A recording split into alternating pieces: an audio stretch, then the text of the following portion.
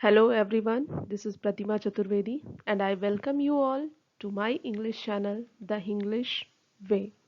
ये एक ऐसा प्लेटफॉर्म है जहां हम बहुत सारी प्रॉब्लम्स को डिस्कस करते हैं, वो प्रॉब्लम्स जो हमारे कॉम्पिटिटिव एग्जाम्स का पार्ट होती हैं और वो प्रॉब्लम्स जो इंग्लिश लैंग्वेज या इंग्लिश लिटरेचर से रिलेटेड होती हैं।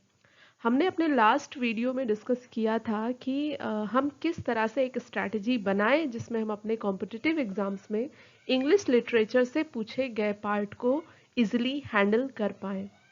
उसी की सीरीज में हमारा आज का जो वीडियो है वो बेस्ड है हिस्ट्री ऑफ इंग्लिश लिटरेचर। तो इसमें हम कई सारे ऐसे जो हमारे क्वेश्चंस होते हैं जो बेस्ड होते हैं कि किस पीरियड का कितना स्पैन रहा है, कब से कब तक वो पीरियड रहा है, इस तरह के जो डिविजनल क्वेश्चंस पूछे जाते हैं हम उन पर बात करेंगे। So let's get started. Periods of English literature की जब हम बात करते हैं तो ये वहाँ से शुरू होता है जहाँ पर इंग्लिश भी अपने ही देश में डोमिनेंट लैंग्वेज नहीं हुआ करती थी। So we are talking about the periods और फेजेस ऑफ इंग्लिश लिटरेचर, और इसमें जो सबसे पहला फेज है, जो सबसे पहला पीरियड है, that is old English period. 450 to 1066 तक ये स्पैन करता है। 1066 वो ईयर है, 1066 वो साल है जिसमें बैटल ऑफ हेस्टिंग्स या नॉर्मन कॉन्क्वेस्ट हुआ था। आपके एग्जाम में एक क्वेश्चन होता है इस पर बेस कि बैटल ऑफ हेस्टिंग्स कब हुआ, नॉर्मन कॉन्क्वेस्ट कब हुआ, तो आपका आंसर क्या होगा? आपका आंसर होगा 1066। तो यहाँ से जो जर्मन इन्फ्लुएंस है वो खत्म होता है और यहाँ से फ्रेंच इन्फ्लुएंस शुरू होता है। तो हम इसके बारे में, इसके जो की फैक्टर्स हैं, की फीचर्स हैं, हम उनके बारे में बात करेंगे। आइए देखते हैं। तो हमारा ये जो फेज है ओल्ड इंग्लिश पीरियड या Anglo Saxon period, Anglo Saxon इसलिए कहते हैं क्योंकि जर्मनी की कुछ ट्राइब्स थी जैसे एंग्लो, या इसे हम एंगल भी कहते हैं, एंजल्स भी कहते हैं, और ये सैक्सॉन्स जो है ये एक ट्राइब है और जूट्स जो ट्राइब थी। तो एंग्लो और सैक्सॉन्स को मिला करके ये एंग्लो सैक्सन होता है और इस पीरियड को हम इस नाम से भी जानते हैं। दूसरा ये है कि ये जो एक फेज था इसमें जो लैटिन लैंग्वेज थी उसका इन्फ्लुएंस था। जो लैटिन लैंग्वेज को हम स्कॉलर्स की लैंग्वेज कहते थे उस टाइम में। मींस जो हमारी इंग्लिश थी या फ्रेंच थी या दूसरी लैंग्वेजेस जो थी वो पूरे जो इंग्लिश यूरोप कॉन्टिनेंट था उस कॉन्टिनेंट में ये सारी लैंग्वेजेस आप कह सकते हैं कि डायलेक्ट्स या वर्नाकुलर लैंग्वेजेस थी। और लैटिन जो है वो स्कॉलर्स की लैंग्वेज थी। स्कॉलर्स का मतलब हम चर्च की बात करते हैं, कोर्ट्स की बात करते हैं, तो कोर्ट और चर्च की लैंग्वेज में लैटिन लैंग्वेज का इन्फ्लुएंस देखा जा रहा था।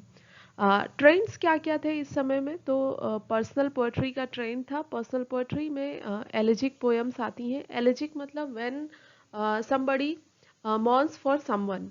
तो ये ऑब्वियस सी बात है, किसी के लिए कोई अफसोस दुख जाहिर करना, किसी की डेथ पर कोई जो सॉन्ग लिखा गया है उन्हें हम एलेजिक पोएम्स कहते हैं, और ये पर्सनल होती हैं। तो इस तरह की पोएम्स का उस समय दौर था। नेक्स्ट वॉर सॉन्ग्स जो लिखे जा रहे थे, मीन्स जो युद्ध होते थे उनमें जो कहते हैं कि जो हमारे वॉरियर्स होते थे उनके सॉन्ग्स गाए जाते थे। रिडल्स मतलब पहेलियों का दौर था और एपिक पोएम्स लिखी जाती थी। और उससे बड़ी बात ये थी कि ये वो टाइम था जहाँ पर लिटरेचर वो ट्रांसफॉर्म हो रहा था, उसका एक शिफ्टिंग हो रही थी। इससे पहले का जो लिटरेचर था वो सिर्फ ओरल था, और यहाँ पे हम ओरल से रिटन पोएम्स की तरफ, रिटन लिटरेचर की तरफ मूव कर रहे थे। तो ये एक टाइम है जिसे हम कह सकते हैं कि यहाँ से एक ट्रेंड शुरू हुआ oral literature to written literature. इससे पहले का जो लिटरेचर था वो कम्प्लीटली ओरल में था। हालांकि इस समय भी जो देखने को मिलता है लिटरेचर, उसके बहुत करेक्ट फॉर्म्स, करेक्ट वर्जन्स नहीं मिलते हैं इंग्लिश में। उसके बाद हम बात करें तो यहाँ पर ये एक एपिक है उस समय का, ब्यूवॉल्फ। और ये ब्यूवॉल्फ जो एपिक है ये ओल्ड इंग्लिश पीरियड का ग्रेटेस्ट एपिक कहा जाता है। ऑलमोस्ट 3000 लाइंस का ये एपिक है। और ये एक स्टोरी है एक वॉरियर की जो एक डेमोन को डिफीट करता है इन अ वॉर, और the victory of good over evil. तो ये उसके बारे में है। हम पोएट्स की बात करें तो उस समय जो हमारे मेन पोएट्स थे वो कैडमोन थे, सेनेवोल्फ थे, और ये दोनों जो थे ये चर्च के पादरी थे। तो चर्च के पादरी हैं तो ऑब्वियस सी बात है क्या लिखेंगे, सेंट्स की स्टोरीज लिखेंगे, सरमन्स लिखेंगे, कुछ ऐसा जो सोसाइटी को लीड कर सके, गाइड कर सके, मोटिवेट कर सके इन एथिकल वे। तो इस तरह की पोएट्री का इस तरह के लिटरेचर का ट्रेंड था। और उससे ज़्यादा हम ये कह सकते हैं कि ये एक पोएटिक फेज था। पोएटिक फेज का मतलब यहाँ पर जो हमारा प्रोज है, प्रोज में ऐसा कुछ भी बहुत ज़्यादा देखने को नहीं मिलता है। तो ये एक पोएटिक फेज था।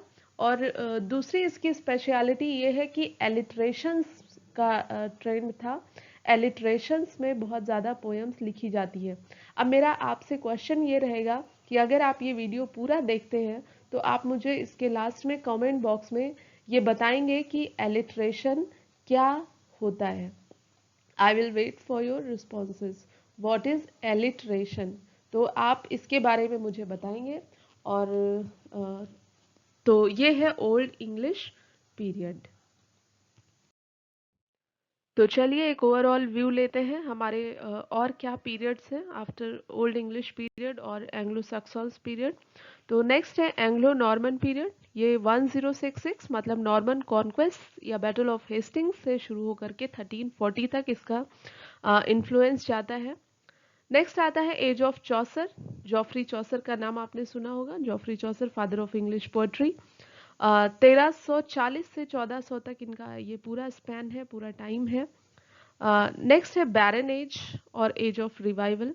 बैरन एज को बैरन एज इसलिए कहते हैं क्योंकि इन्होंने जो पीछे की इनकी एजेस थी, जो टाइम था, जो पोएट्स थे उनके ट्रेंड्स को फॉलो किया। यहाँ पर कुछ नया नहीं हुआ क्योंकि इसमें सिर्फ पॉलिटिकल चीज़ें हुई, जैसे कुछ वॉर हुए। तो इसलिए हम इस पूरे टाइम को 1400 से 1500 तक के टाइम को हम बैटल पीरियड जानते हैं या बैरन एज के नाम से जानते हैं। नेक्स्ट है एलिजाबेथन एज। ये पूरे इंग्लिश लिटरेचर का द मोस्ट प्रोडक्टिव पीरियड कहा जा सकता है।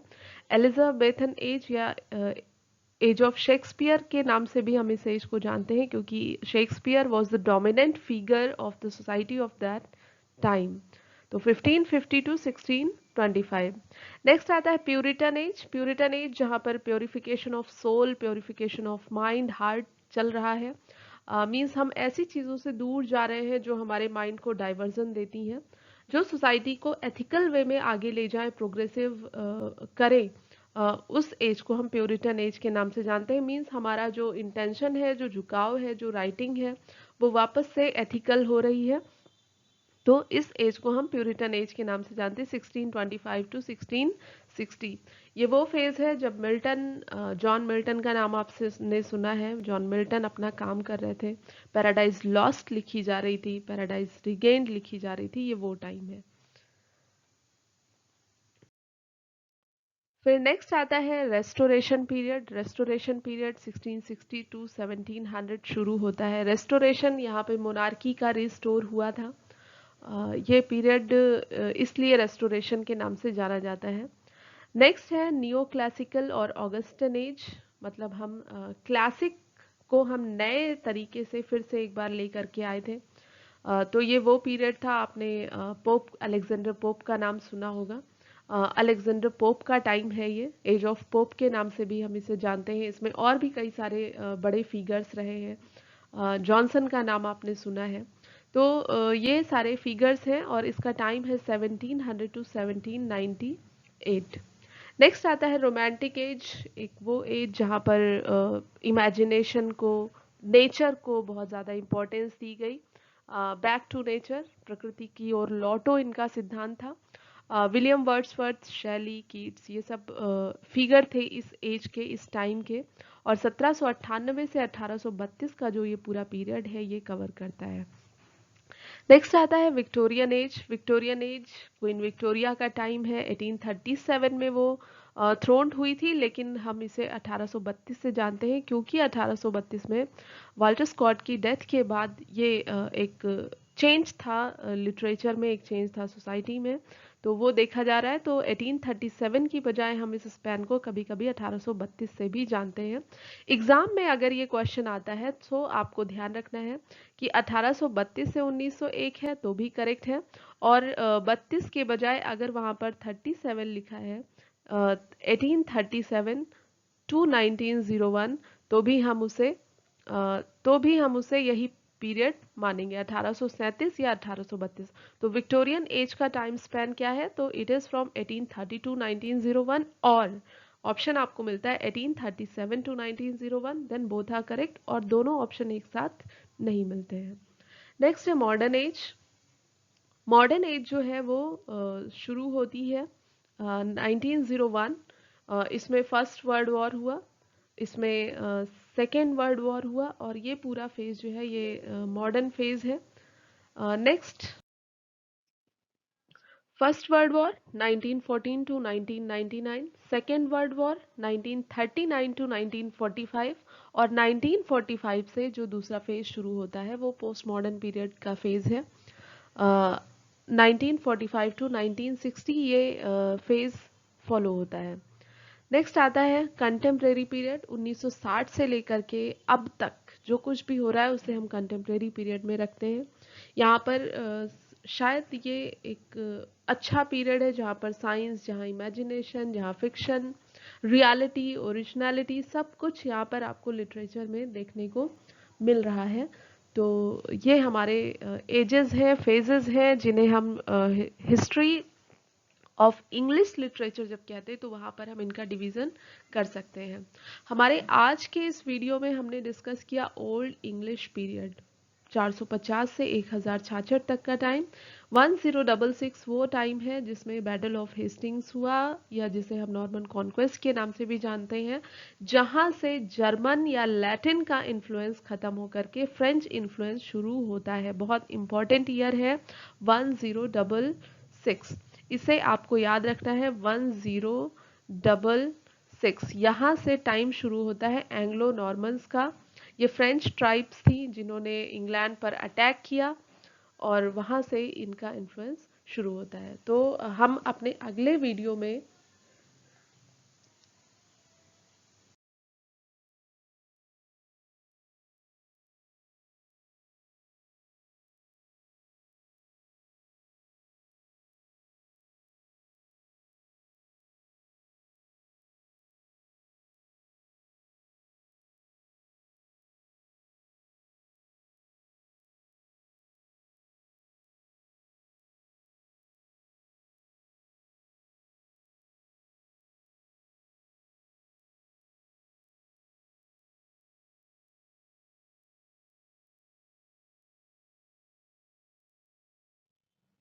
So thank you for watching this video.